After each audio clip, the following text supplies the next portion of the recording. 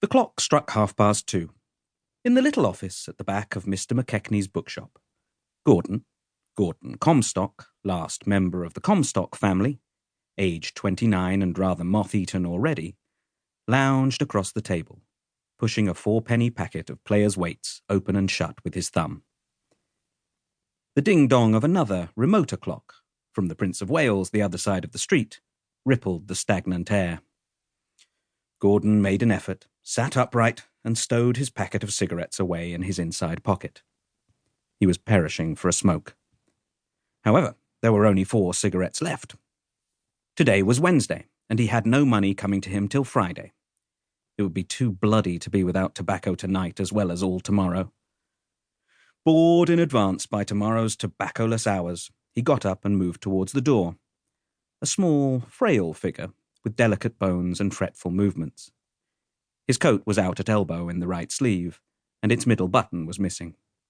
His ready-made flannel trousers were stained and shapeless.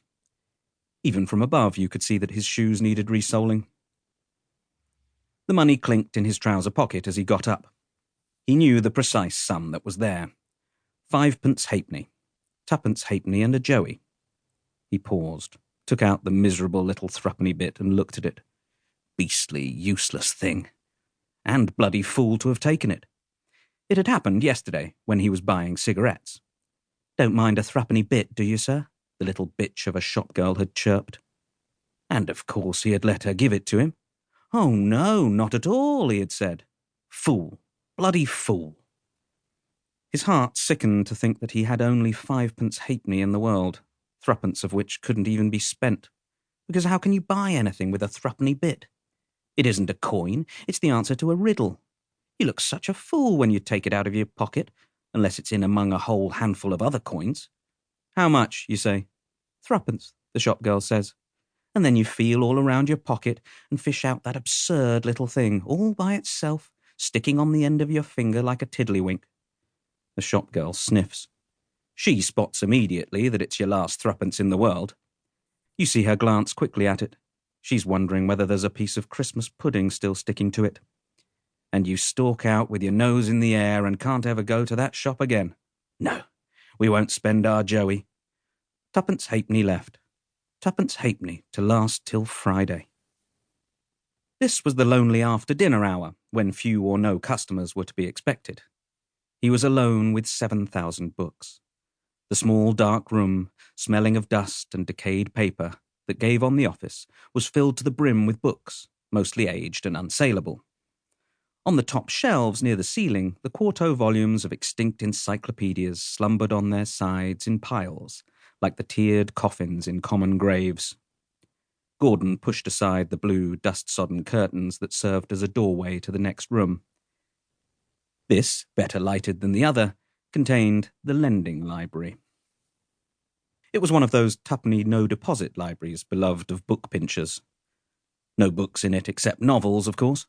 And what novels! But that, too, was a matter of course. 800 strong, the novels lined the room on 3 sides, ceiling high, row upon row of gaudy oblong backs, as though the walls had been built of many-coloured bricks laid upright. They were arranged alphabetically. Arlen, Burroughs, Deeping, Dell, Frankow, Galsworthy, Gibbs, Priestley, Sapper, Walpole. Gordon eyed them with inert hatred. At this moment, he hated all books, and novels most of all. Horrible to think of all that soggy, half-baked trash massed together in one place. Pudding. Suet pudding. 800 slabs of pudding. Walling him in. A vault of pudding stone. The thought was oppressive. He moved on through the open doorway into the front part of the shop. In doing so, he smoothed his hair. It was an habitual movement. After all, there might be girls outside the glass door. Gordon was not impressive to look at.